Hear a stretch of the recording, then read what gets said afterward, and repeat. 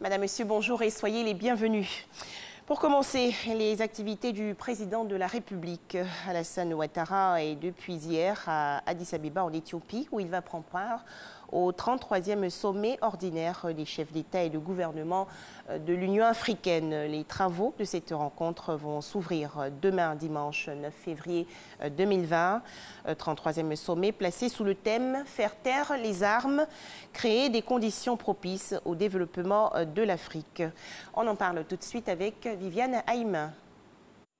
Le président de la République, Alassane Ouattara, est arrivé en début de soirée à l'aéroport international Bolé d'Addis Abeba.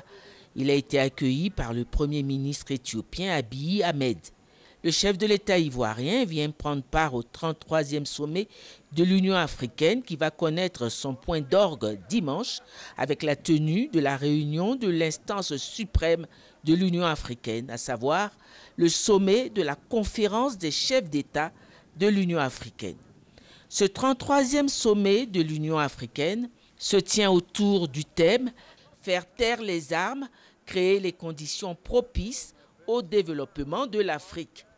Pour sa participation à ce sommet, le chef de l'État ivoirien, qui est par ailleurs désigné par l'Union africaine comme tête de file pour le suivi de la mise en œuvre de l'agenda 2063 de l'Union africaine, va prendre une part active aux travaux du sommet. Ce samedi, il fera une importante intervention à l'occasion du forum de haut niveau sur l'agenda 2063 qui se tiendra au siège de l'Union africaine. Dimanche, il prendra part à l'ouverture du sommet des chefs d'État et aux travaux du huis clos. En marge du sommet, le président de la République assistera à l'inauguration du siège du Comité des services de renseignement et de sécurité en Afrique, en abrégé le CISA. Par ailleurs, le président de la République aura plusieurs audiences inscrites à son programme de travail à Addis Abeba. Poursuivons ces 5 minutes d'information avec cette audience du vice-président de la République de Côte d'Ivoire, Daniel Kablan-Duncan, accordée à son Altesse royale, le prince Édouard, également président du Conseil du programme de l'Ordre du Mérite international.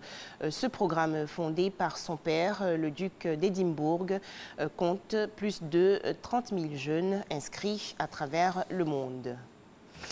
Des avancées satisfaisantes dans la mise en œuvre du programme Sublime Côte d'Ivoire. C'est ce qu'a annoncé récemment le ministre du Tourisme et des Loisirs. Siandou Fofana s'est entretenu avec les agents de son département ministériel et autres structures sous tutelle. La stratégie nationale dénommée Sublime Côte d'Ivoire vise à faire du pays la 5e destination touristique du continent.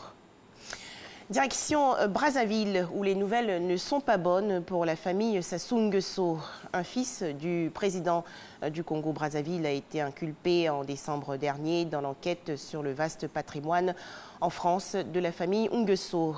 Denis Christelle Sassou Nguesso, c'est son nom, âgé de 45 ans, a été mis en examen pour blanchiment par le juge d'instruction chargé de la principale enquête dite des biens mal acquis sur des soupçons d'acquisition frauduleuse de patrimoine par des familles dirigeantes africaines détournant des fonds publics. Au Cameroun, J-1 avant les élections législatives et municipales. Dans ce pays, meurtri depuis 3 ans par le conflit en zone anglophone entre armées et séparatistes, de nombreuses personnes fuient le scrutin. À Douala, la capitale économique par exemple, de nouvelles arrivées de réfugiés ont été enregistrées ces derniers jours dans le quartier de Bonabéry à cause justement du conflit entre armées et séparatistes. Selon plusieurs organisations non gouvernementales, la plupart donc d'entre eux n'iront pas voter demain dimanche.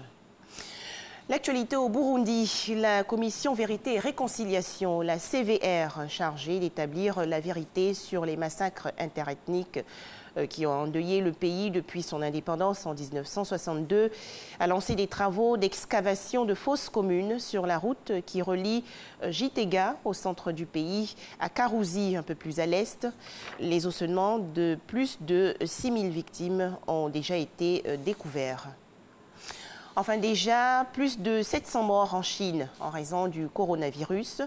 À Hong Kong, qui compte à présent 25 cas de malades touchés par le virus de Wuhan. Des nouvelles mesures de quarantaine de 2 semaines, une durée qui semble être la période d'incubation du virus, sont en place depuis minuit. Merci de nous avoir suivis.